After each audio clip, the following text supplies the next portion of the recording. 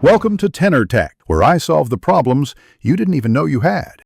You start by opening Imovie and creating a movie project. This lets you work non-destructively. Once your project exists, import the file and drag the clip into the timeline. You want the playhead at the earliest frame you'll keep, so position it precisely. Make sure audio is linked if you need it. This first setup gives you a visual workspace.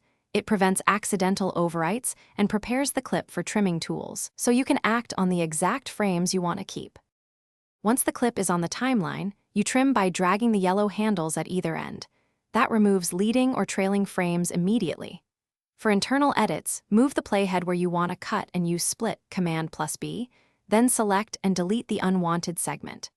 For frame-accurate work, open the Precision Editor or use Option plus Command+S. This displays adjacent frames so you can nudge edits by single frames. Make sure to play back after each trim. To finish, review the trim timeline and add short transitions or audio fades when necessary. They help hide abrupt cuts. Once satisfied, choose Share then File, pick Resolution and Quality, and export. This creates a standalone trimmed movie. Make sure to save the project first.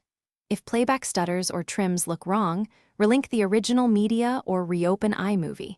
Sometimes clearing cache or restarting the app resolves odd behavior. That troubleshooting step fixes most issues without losing your edits. Thanks for watching. Subscribe to keep your life in tune.